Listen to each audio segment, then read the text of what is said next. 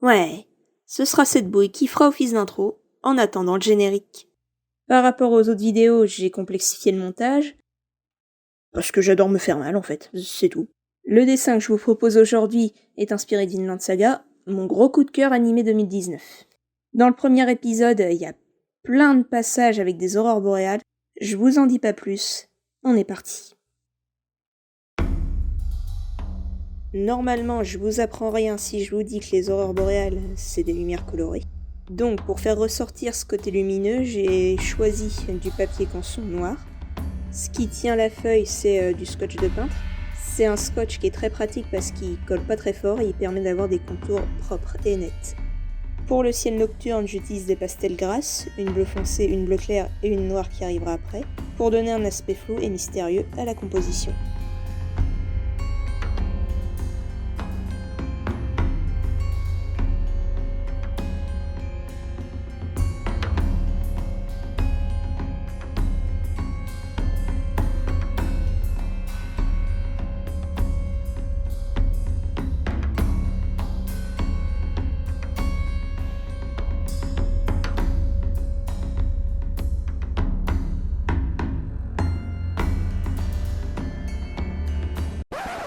Je me suis planté en faisant mon dégradé.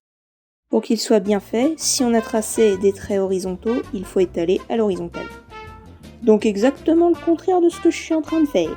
Ce qu'on va faire, c'est qu'on va aller directement à la partie où j'arrête ma connerie.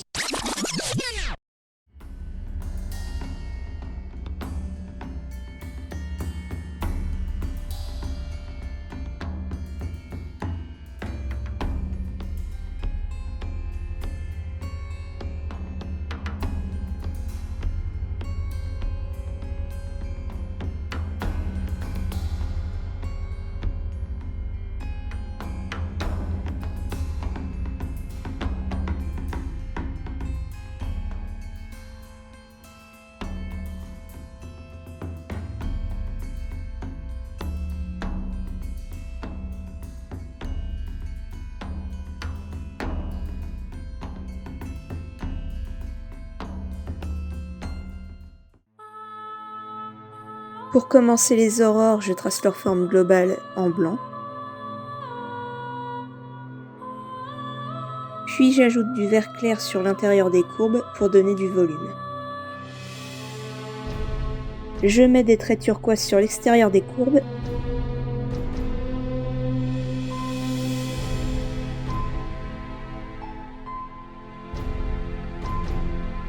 Et j'étale le tout, à la verticale cette fois. J'ai bien appris ma leçon. Là, je n'utilise pas de chiffon pour que ça ressorte bien sur le fond.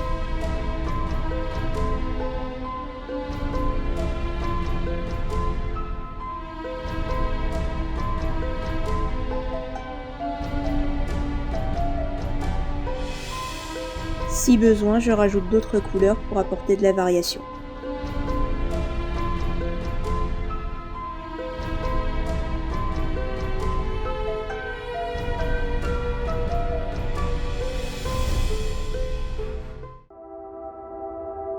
Que serait un ciel nocturne sans étoiles ? Dans un premier temps, je protège les aurores avec une pochette plastique. Ensuite, je prends de l'aquarelle blanche.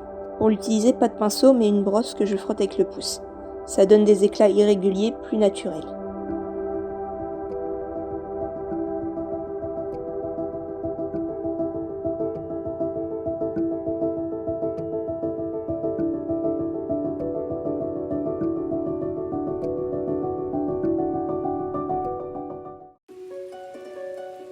Il y a beaucoup d'interprétations des aurores boréales, mais souvent elles sont associées aux esprits des morts. Pour coller à cette symbolique, j'ai reproduit ce passage de Vinland Saga où les personnages se recueillent sur une tombe. Pour ne pas partir dans tous les sens, j'ai découpé un pochoir pour faire les contours.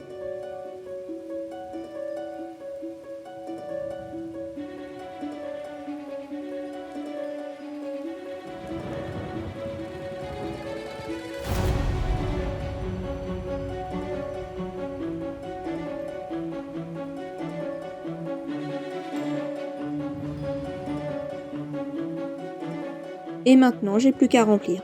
Le crayon sec passe bien sur le pastel gras, et le noir met en valeur la couleur des aurores.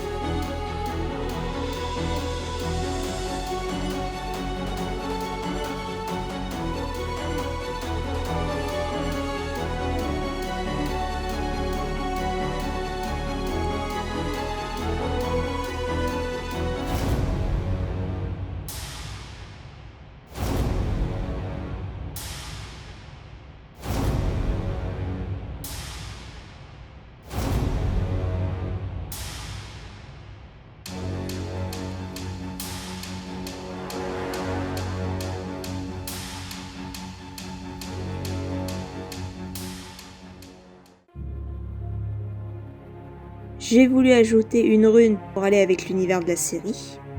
J'ai choisi celle que l'on nomme Berkano parce que je croyais qu'elle était associée à la famille. En fait, non. Mais elle est plutôt liée à la fécondité, la naissance, voire la renaissance. Comme les anciens Scandinaves voyaient la mort comme le début d'une nouvelle vie, mon choix reste justifié. Est-ce que j'essaye de me dédouaner ? Ouais, c'est possible.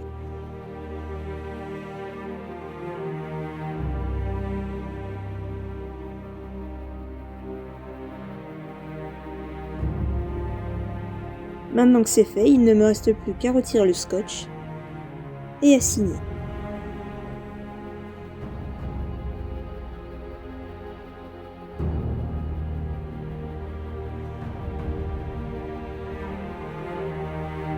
La vidéo est maintenant terminée. Je vous remettrai la liste du matériel et les crédits des musiques en description. Si ça vous a plu, vous savez ce qu'il vous reste à faire. Vous abonner pour voir les prochaines vidéos, liker et commenter pour m'encourager, me suivre sur les réseaux pour vous tenir informé. Sur ce, je vous dis à plus. Bisous.